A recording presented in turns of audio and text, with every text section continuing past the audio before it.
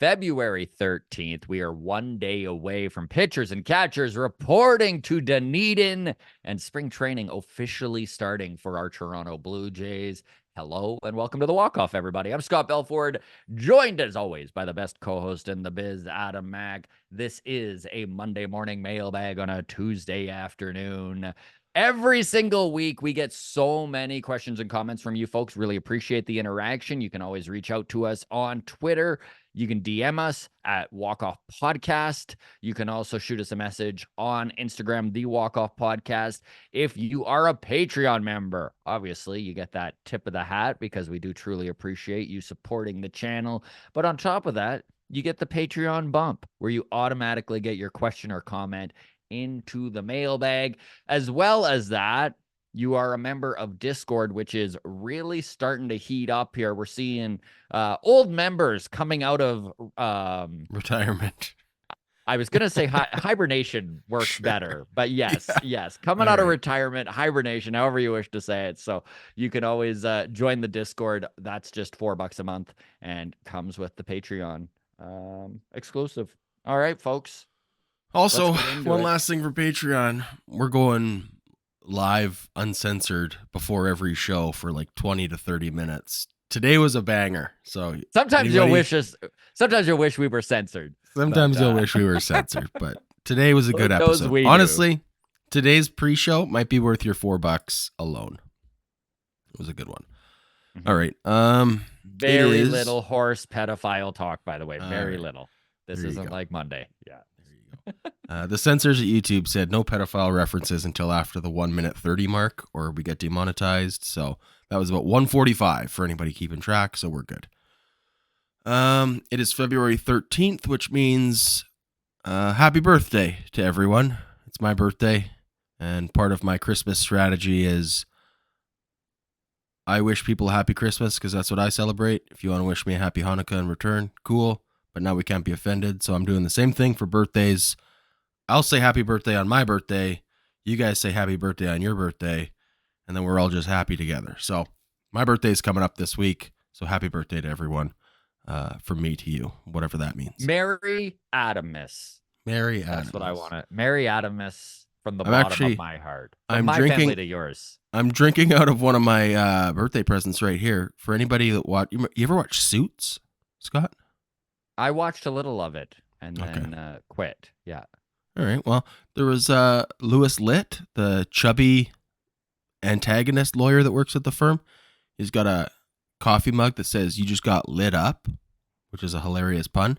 So that was my coffee mug gift this year. Nice. So my wife knows I love props from show. Like I don't like a coffee. I think I've had this tirade before, but for anybody new here, I don't like a coffee mug that says like Friends on it. I like a coffee mug that says Central Perk on it, like as if that could be a mug at the store, right? So here, as a dirty coffee mug on my desk, I also have a Central Perk coffee mug. Beautiful.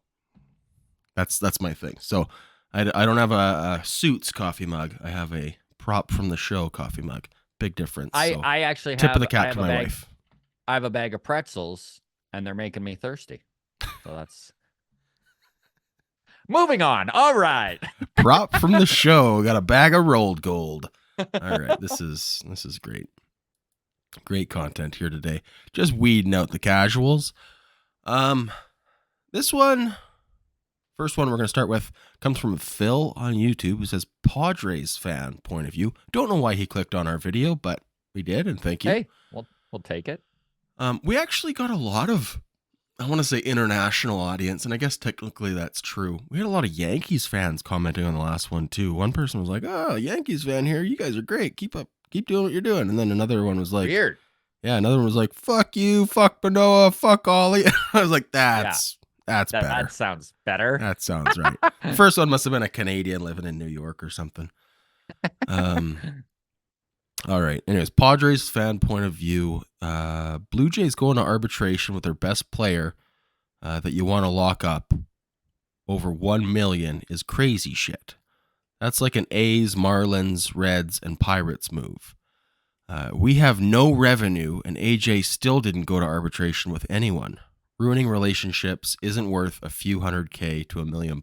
So, AJ Preller, GM of the Padres since I think 2014. I looked it up. Yeah, Padres have never gone to arbitration, so pretty cool. Think about that. Like just 10 years is a just let decade that of spin around in your head for 9 years. Preller and the Padres have refused to go to arbitration with anyone in their organization. Now, as we say this, I can already hear the people typing on their keyboards. Let's not take financial advice from a franchise that relied on cash factory loans to cover payroll. So, all right, maybe it is worth a few $100K here and there. I don't know. Yeah. Anyways, that was just a fun one that I thought was interesting. So, shout out of the day, Luke, buddy. Yeah. We had a really nice DM from Luke. We don't need to give his last name or get too much into it, but he's kind of been struggling.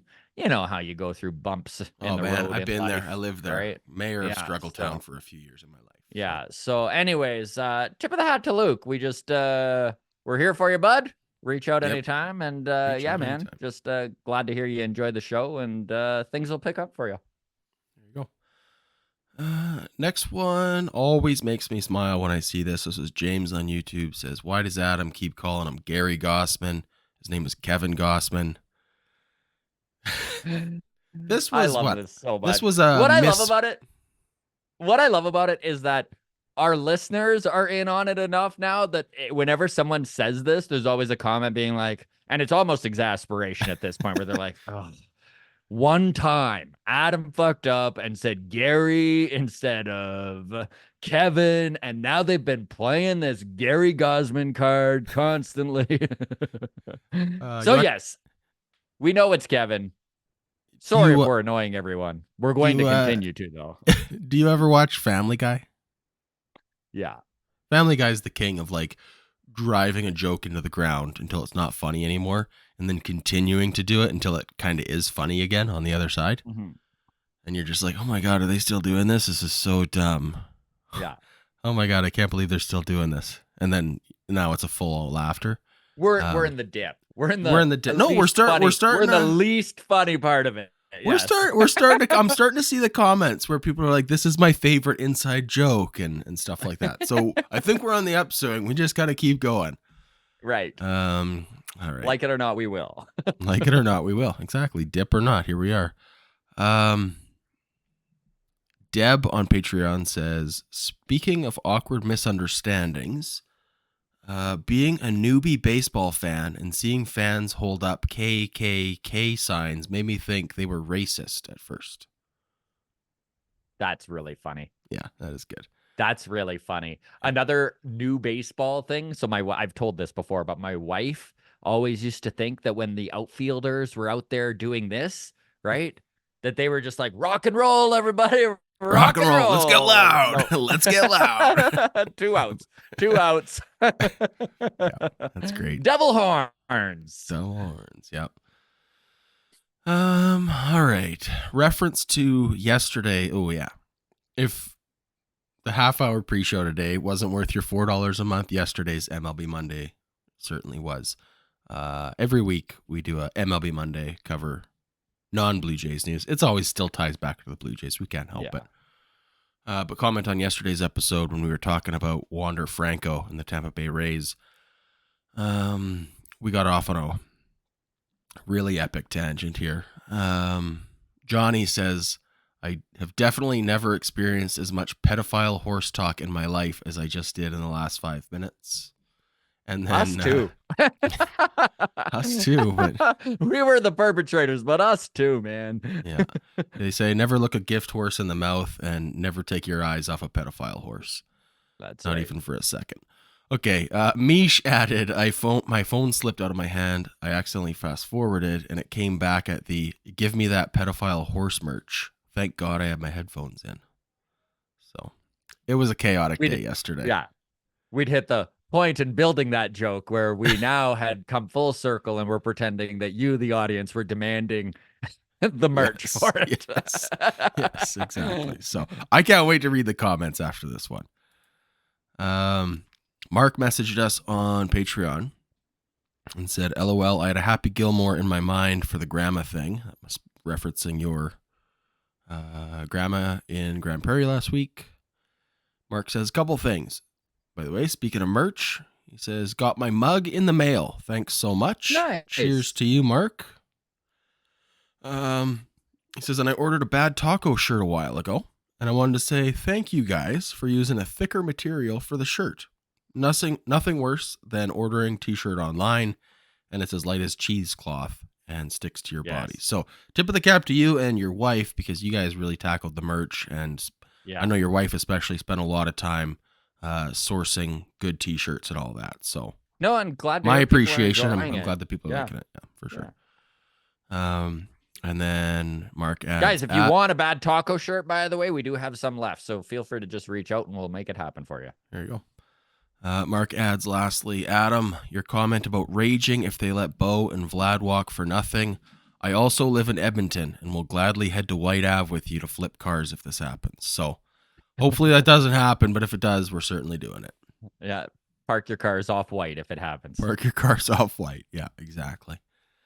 That'll be the thumbnail if they ever leave. It'll be like park off White. Okay. Next one from Twitter, Mariah. I think that's how we say it. Mariah. DM'd us and said, hey guys, love the show. Was hoping to get on Mailbag and have something settled. I was arguing with some of the guys at the office I work with. We're in Winnipeg, but have a bunch of Jays fans working here. I like the way she prefaces that. We're in Winnipeg. Obviously, we're mostly Minnesota Twins fans, but we have a few Jays fans working here. I keep getting called wishy-washy because I still have hope Atkins is on the right path, even though I absolutely hated last year and his refusal to change the course. If you guys totally lost faith, it's not that I love Atkins, I just still sort of believe in what's built. Am I wishy-washy? Why do I still believe? There's a lot of sort of and maybes in that question. I think that's the strategy for this year's team is if Alek Manoah sort of bounces back and maybe Vladdy can be an MVP, and if this happens. I mean, my God, dude, I feel wishy-washy on this team all the time. There are a lot of things that Atkins has done with the way that this franchise is built right now that you need to tip your hat at. You look at their starting pitching, you look at the bullpen, the way that they have taken this bullpen from, let's face it, in 2021, it literally cost this team and then playoffs. Bosch was like, but you can come into my again, right? It's like this. That's on Atkins too, right? I totally get where Mariah is coming from. This feeling of yes, I'm mad at Atkins. He hasn't done enough. This team has been better the last few years than they have performed at the end. Sure, there's 3 wildcard appearances in the last 4 years, and should have been 4 probably, because 2021, I mean, my goodness, that may have been the best the team was in these last 4 years, and they didn't even make the playoffs. That's just the way baseball goes. But I'm with her. I like a lot of what we're seeing with this team, but then there's holes, and you're like, are we running this team right back? Did we not learn our lesson from 2023? Is Atkins and the analytic department so above us as a fan base when it comes to the inside knowledge that they really had the right calculation? It didn't work out, and now they're running it back, and they're going to prove all of us wrong. That's the dream, but man, is it tough to buy into that. Mm-hmm. Is Mariah wishy-washy, Adam? No, she's just well worn from the weather. I don't know. It's like a flag for your team that you've had in your window of your car for too long. It's a little tattered and worn. You still love your team, but yeah, it's tough to be out there blowing in the wind as well. It's look, we just talked about this at length yesterday, kind of about where our faith in Atkins falls. We've been believers in Atkins for a long time. This offseason has really put a damper on my confidence in him. I don't know. This is where the Vladdy talk came, and the make or break decisions that are facing this team in the next 24 months. And now I'm like, yeah, I don't know. I don't know if Atkins is the right guy to be steering this ship. I don't know. This is the first time in years I've said that. But I am starting to wonder, like, I don't know. Actually, I didn't add this to the mailbag, but I was reading this, and this does fit. But Skeeter Brandon said, don't you respect the fact Atkins hasn't dumped our top prospects in trade? Shapiro's contract is done in 2025. Atkins in 2026. Jays get off to a slow start. Schneider will be the first to go, but Atkins won't make it much further if they underachieve. Alex Anthopoulos really did clean out prospect capital for Shapiro and created a huge issue with an aging roster. The next GM that replaces Atkins at least still has assets to go to work with, which is like, that's in defense of the fact that, okay, sure, like AA sold off on his last year, right? Like he went all in. Facts. We all know that. But then Scott Carter replied and said the farm system is actually ranked lower now than it was the year after AA sold it off. And we only have 2 top 100 prospects. Our farm system is ranked 26th out of 30 teams. So, like, even though it hasn't felt like a big fire sale, he has been, over the course of the last 3 years, getting rid of, like, Moreno's gone. No, he's been moving prospects. I mean, listen, pitchers are like, even little things like take the Whit Merrifield trade, okay, where they moved. Was that the Groshans one? No, that was for Anthony Bass. No, that was for Anthony Bass and Trevor Richards. Right. Whit Merrifield. Samad Taylor, right, was one of the guys involved in that. Samad, of course, made his major league debut with the Kansas City Royals. He's now actually a Mariner, which is hilarious. All of our contacts are just going to the Mariners. That's now Taylor Sacedo, Kirby Snead, and Samad Taylor, who have been on the show. But this is the thing, is that even though Samad Taylor, not a star, not maybe even a needle mover, the truth is you do get a little bit of cred when your guys make the majors, right? So the Blue Jays do have those guys that are making the majors. Jordan Groshans is another good example, right? Has he been a needle mover in Miami? No. Would the Blue Jays get credit for, like you see the Blue Jays are right there with the A's for developing talent. It's just like, is there any high-end talent that has come up? Not anything substantial recently outside of Moreno. And we shipped him. See, this is where the wishy-washy feeling comes from, right? I know. It's just like, what are we doing? Like, I can see a pathway to this being a very good team. I can also see a pathway to this being an incredibly disappointing team. Yeah, it's like I don't know. Where this, what we're doing right now, who this upsets the most? It's not the people who are all on board with the Jays thinking they're going to be good. Who this sentiment is upsetting is the people that are like, how many chances are we going to give that piece of shit? Can we just move on from Atkins? And Andrew McLeod for sure is. Oh yeah. Yeah. Just dying Andrew, right now. He But it's just like, that's the thing, right? Is like, once you've made a decision on where you're at on the front office, most likely it's not going to change unless they do something. And who knows? Like, that's the thing with Andrew is like, it's obvious he knows baseball. So like, if the Jays come out and win 97 wins and actually like patch some of these needs that they have and the team's looking good, like maybe Andrew can answer this. Would that sway you? Like, I wonder what would sway him, or if there's anything. Yeah. I don't think so. Here's what it feels like. It feels like the argument, if the Jays went out and won the World Series this year, the argument is for the thought of a guy who has been very down on Atkins all of a sudden being like, hey, I didn't trust the cake while it was baking, but now that I've tasted it and it's cooked, it was pretty good.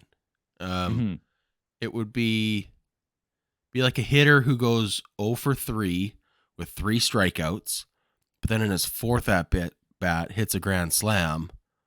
You don't go, wow, who cares if he struck out 3 times? We just hit a grand slam. That was amazing. Right? Yeah. But then the other side of that is the people are like, yeah, you just got lucky on 1 pitch, though. The other 3 at-bats are more telling of who he is as a hitter. Right? Like, Yeah. so I don't know. It's just... And that's me. That's how I feel about Lourdes Gurriel Jr. Is like, I'm down on him as a hitter, even though he like leads the Blue Jays in grand slams all time or something stupid. Yeah. Like, I don't know. Anyways, let's get back. We to can the move mailbag. on. But feel free, Grounds Crew, to let us know what you're thinking. Is tentatively holding on to belief, like, is that wishy-washy? And where are you at? Like, do you have faith that this team, because that's where I'm at. Again, I do have faith that there's a pathway to this being a very good team. And that's kind of what I'm hanging on to here, because it's just so much more fun to be optimistic about your team. Mm-hmm. Yeah, it's pessimism sure isn't fun. All right. Trevor over on Twitter says, given the window shrinking, 3 years, $42 million for Soler would have been a worthwhile risk. He just signed with the Giants, I believe, right? Last night. A better risk than a questionable arm from Cuba via Japan. He's, of course, speaking of Yariel Rodriguez, the Blue Jays, I guess you could say most major acquisition this offseason. 5 years, $32 million. It's the biggest price tag that they've added. I mean, they've got IKF 2 years, 14 mil, 7 a year AAV. They went out and signed Justin Turner, 13 million. Yeah. This Yariel Rodriguez signing could be very good. It could look like the Yusei Kikuchi signing, where there might be a bump in the road to start with, and then they right the ship. I do believe in Pete Walker. But I'll be honest, dude. Jorge Soler, I thought the reason the Jays didn't sign him is his price tag was over 50 mil. I thought he was closer to that 3 year 50 to 55, and to see him go 342, which means the sticking point for the Jays was that extra year.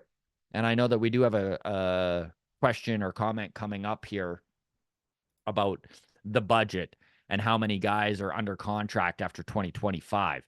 But it doesn't seem like that was something that the Jays wish to do, which is interesting when you do look at the Yariel Rodriguez signing and you're like, okay, well, they did give the guy a substantial term for a dude who's never pitched in the majors, but 6.5 AAV is definitely substantially less than the, what does it break down to, 15? Yeah, 15 and a half that Soler is? or something, yeah. Yeah. I don't even know how to answer that. Like, Trevor's right.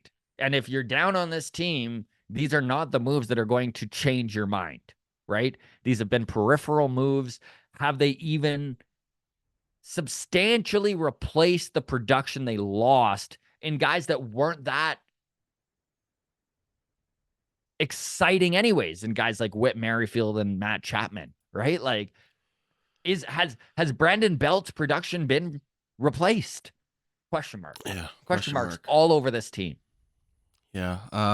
If this season doesn't go well out of the gate, would you rather see a overspend in trading, or like just weather the storm, take a bad season and re-roll it for next year?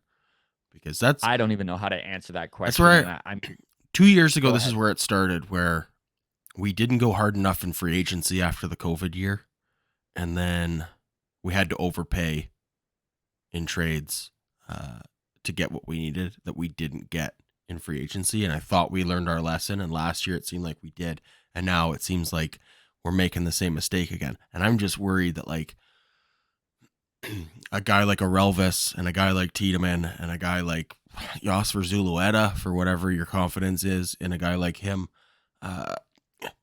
don't buy your house in Toronto yet. Like, I'd be worried that these guys are going to be traded out for Anthony Bass level relief pitchers mid-season, or like just pieces that we should have added by now and didn't. I don't know. I'm concerned, man. I'm concerned that this is going to be a season of, oh, yeah, we really did fuck up in the winter and we paid for it in April and May, and now we're also paying for it at the trade deadline. That's like my worst case scenario. I don't know. Yeah. I'm so scared of the next 12 months of this ball team, man. Yeah, it could really change the trajectory of this team. And we mentioned this yesterday, right? Like, it could change the trajectory of this organization over the next decade, which would just, that's the thing, right? Is we are at this very crucial point in this part of the, I mean, for lack of a better term, rebuild, however you want to say that this. You almost go like, okay, we're mid-season. This is like maybe not our final year with Bo and Vlad, but it's our final year where we for sure have Bo and Vlad, because some tough decisions do need to be made eventually, and that the deadline's coming up quick. But like maybe whatever prospects we do have left. I know we all love Ricky Tiedemann and the hype on him. He's the next, I don't know, Hall of Fame ESPN interview. Hopefully he's not Nate Pearson, but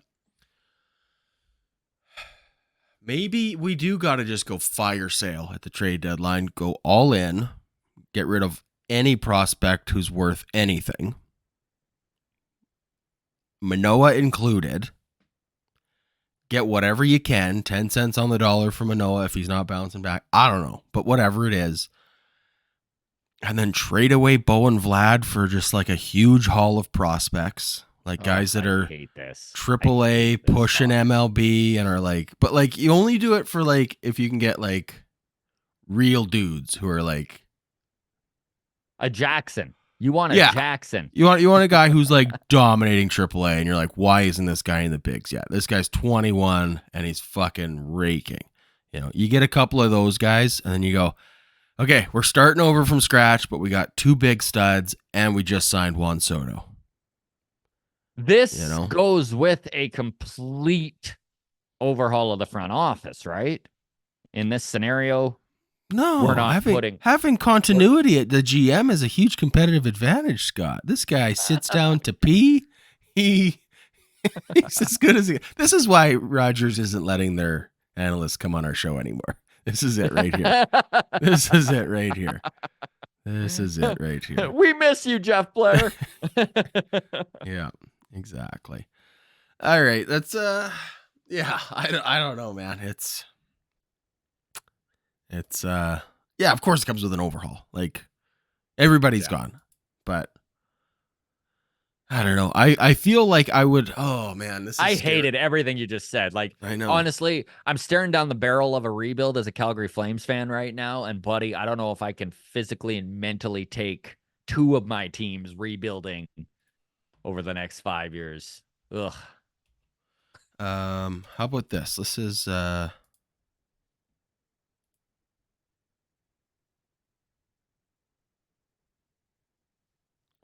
just trying to think of, or I'm looking at the MLB top 100 prospects, and I'm just trying to find like a team that has multiple guys relatively high. The Texas Rangers have two outfielders, 5 and 6. Mm-hmm. They're 21 and 22 years old. And they like shortstops. And they like shortstops. Yeah, give them another one to play first and another one to play third. Yeah, no, I just something like that. Like, sure, Jackson Holiday with the Orioles. I mean, we can't trade Bo and Vlad in the division. That's ludicrous. No. Although it'd be hilarious to send Vlad to the Yankees after he, like, I don't know, maybe he wouldn't re-sign with the Yankees and the Yankees would just double hate him. Anyways, yeah, I don't know. Like, if we just had two 21-year-old future superstar potential guys and Juan Soto, but we didn't have Bo and Vlad or Tiedemann or I hate everything about this. Can we just change the subject? Yeah, let's Making move me along sad. here. Yeah, we're going down a hole dark that we don't need to. Yeah, we can revisit this existential panic crisis that we're having next Exactly. offseason. Exactly. A lot of time to still panic. No rush. Yeah. Don't need to rush the panic. Mr. Krister in Discord said it's really interesting to see where we're at on payroll. There's a ton of money coming off the books in 2 to 3 years. Depending on how the next CBA looks, we could be in prime position and not tied down to stupid contracts. So we're moving on to basically the same topic. Yeah, but we did some prep beforehand. We were really on the ball when we saw this question right away. I said, Adam, let's pull that up right away here so that we really see him on the ball. And this is seamless. So currently, our payroll total for 2024 is $220 million. For next season, we only have 123 committed. Hold on, I've got an ad playing right here. You hear that? That's driving me nuts. Hold on.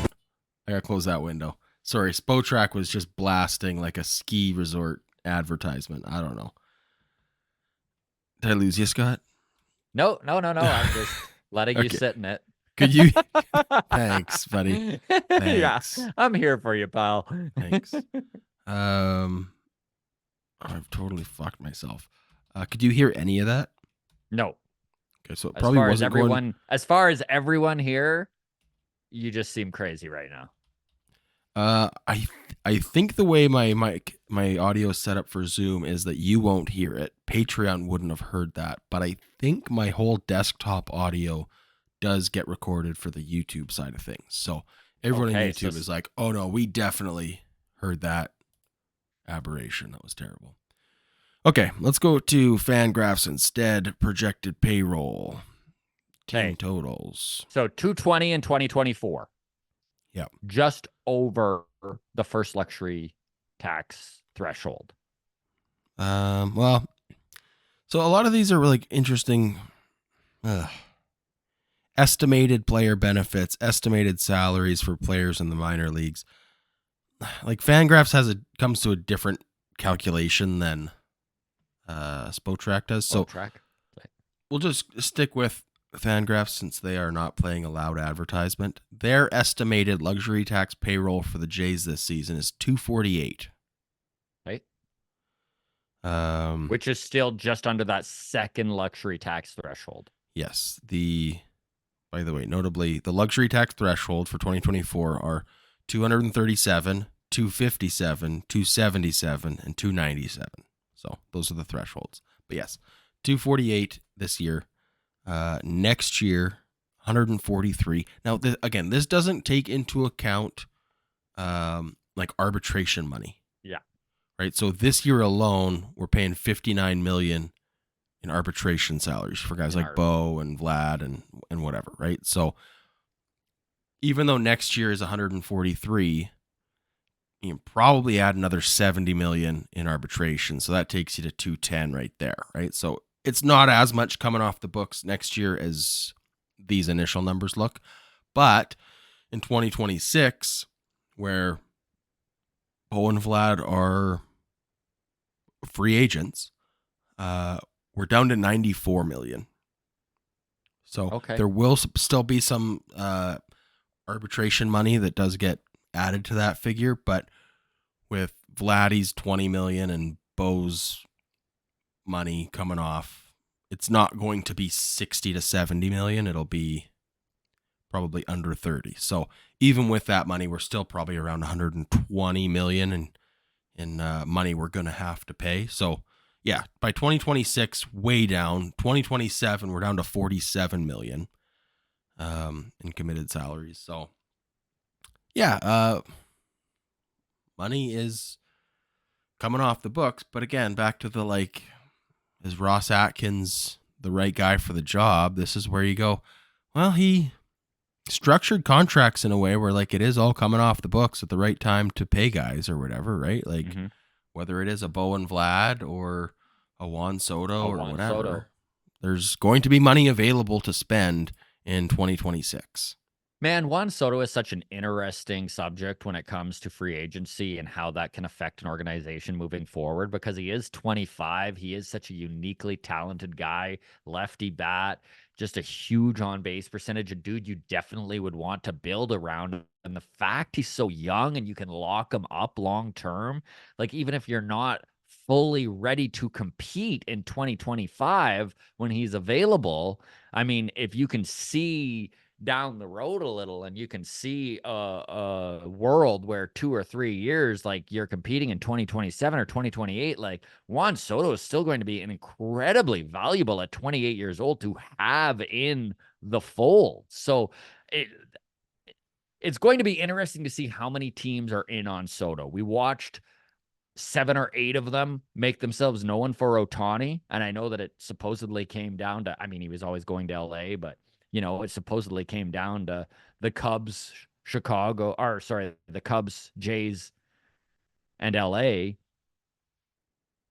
Like, we could see the Cubs go all in after Juan Soto. We could see, like, there are teams out there that maybe wouldn't necessarily normally be big on a guy like that who is big on a guy like that, even if their window doesn't 100% line up with where Juan Soto's at.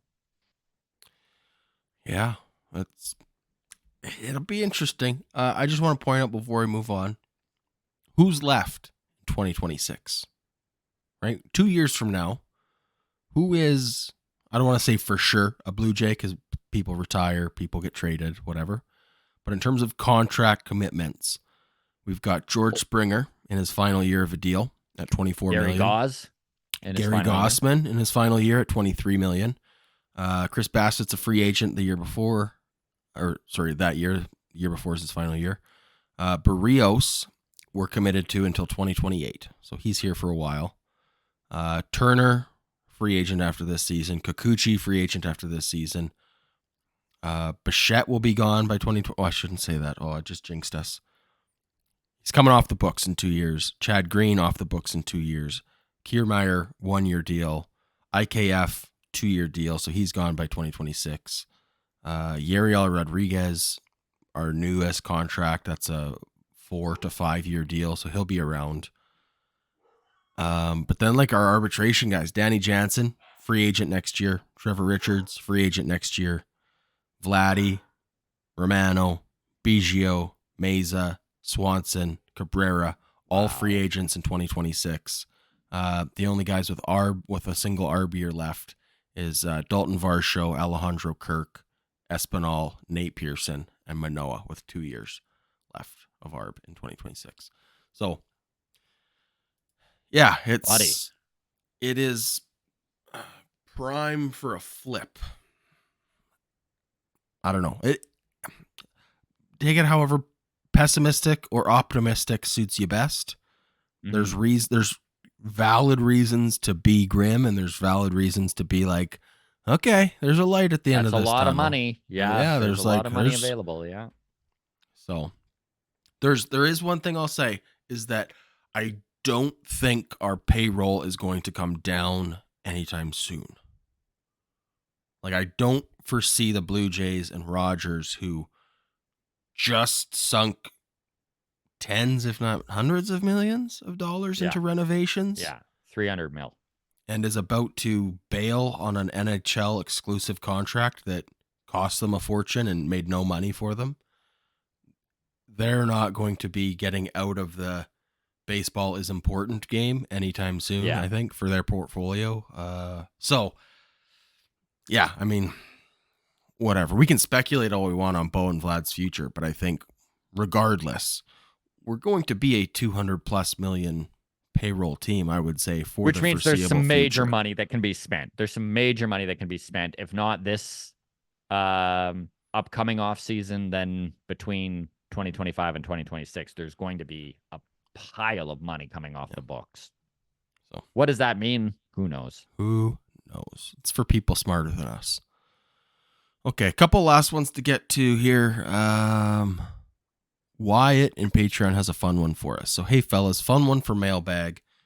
You find a magic lamp, and a genie will steal for the Blue Jays one starting pitcher, one closer, and one position player from any of the other 29 teams. Who are you picking? Who's your three? Is it cruel that I would just go rob the Cleveland Guardians? Like I would just be like, oh, right, I'll take Emmanuel Clase, I will take Jose Ramirez, and I will take Shane Bieber, and we will call it a day. Yeah, no, that would be fun to just ransack one franchise, especially the Guardians, because, man, it would be nice to have Jose Ramirez. Oh, man, and Clase at the back end of that bullpen. Oof. Like, just one of the nastiest high leverage dudes in the game right now. Yeah, I'm with you. Clase would be good. Shane Bieber, pretty darn good himself. He's got a Cy Young to his name. He's pretty dominant when it comes to starting pitchers. He's a top 5 to 10 guy anyways. I would take, I love where you're at with Clase. That's what I was thinking. Just as a to be different then and give another option, I'll throw Hader out there. Not being that different with, or not a shocking move there to ask for one of the best closers in baseball. As far as starting pitchers go, I'm going to go with betting on the bounce back year of Dylan Cease. Out of Chicago. Okay. I'm a believer in him. I'd take Dylan Cease all day long. Hell of a mustache. Give me Dylan Cease.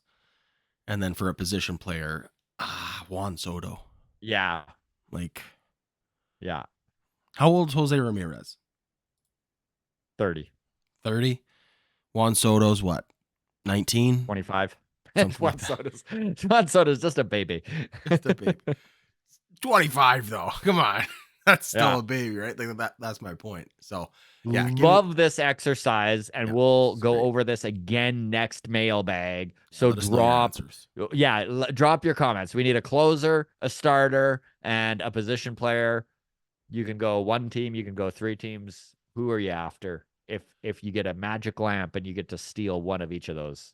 You think any, and I'm a Jordan Romano guy.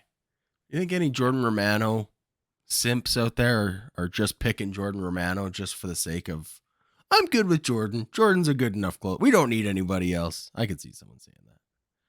That's against the rule of the game. It's against the rules. The genie's like, go fuck yourself. The genie specifically says these players are added to the Jays. You don't get to take from the Jays. Other teams. Exactly. So respect the game. Lastly here, and we'll get out of here. Mish on Patreon. We were talking about our TV series, and one of our episodes centers around trading of a beloved character potentially. And we made a Star Trek reference with a red shirt. Anybody that gets that reference, let us know, because I know we definitely have some Trekkies who have picked up on other Trek references we've made in the past. So anyways, Mish says Star Trek red shirt, LOL. Maybe that's an Easter egg plot point. Every time the team wears their red jerseys, someone gets sent down, DFA'd, traded, etc. because the GM is a Trekkie. So they play like shit every time they wear the red because they're all walking on eggshells thinking their days are numbered. So there's something there. I like that idea. There's something to do with it. But also, I kind of like the idea of like whoever it is that we're going to trade, maybe they're just wearing a red shirt and they're like casual day to day, like for the first half of the season. So there's been that kind of like ominous thing the whole time. But there's definitely something there. I think that's fun.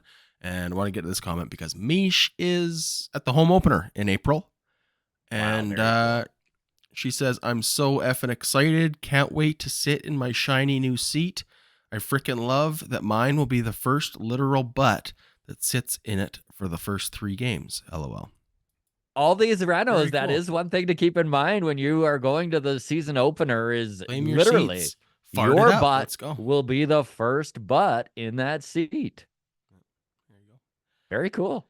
Very cool. It's weird how, do you care about being the first ever of something? Because like some people really care about it. Some people don't at all. I do. Well, you're thinking of that if you are or not. when I was like, I'm from a small town in BC. When I was like 16 or 17, our town got its first like fast food restaurant. Like we didn't have a Tim Hortons or a McDonald's or anything, but we got an A&W. It was like a big deal for the town that we got an A&W because, we're a legitimate town now, right? And I just remember like I went on opening day with my dad and we like waited outside of the A&W and I got to have like the first burger from A&W and I was so excited, like, and it was so Yeah. important to me to get the first burger from the A&W. I'm not even a huge A&W guy, but I was just like, I just wanted to be the first. And that's a crown that I can wear for the rest of my life. And I finally, 17 years later, 19 years later, man, I'm old. Finally get to show that crown off for people. That, yeah, just so you know, I was the first burger at that A&W. So there you go. Do you care about any of that? I had guys in my high school that felt the same way about women. All right. Okay. All right. And how's that triple bagger doing? All right. Let's get out of here. End it on that. Thank you so much, everybody, for all your interaction. We do appreciate it. You can always reach out on Twitter at Walk Off Podcast, Instagram, the Walk Off Podcast. Please hit that subscribe and like button. By the way, we should have done this at the beginning of the episode, but we are literally about 150 subs away from 5K, which is very cool. And we do appreciate everyone who has already subscribed. But if you're following along and have forgotten to hit that subscribe button, oh, buddy, it would be nice if you did so. Tell your brother. All right. Tell your brother. There you go. All right. On that, have yourselves a great week. Happy birthday to Adam. A very merry Adamus. And we'll see you guys on Friday. Cheers.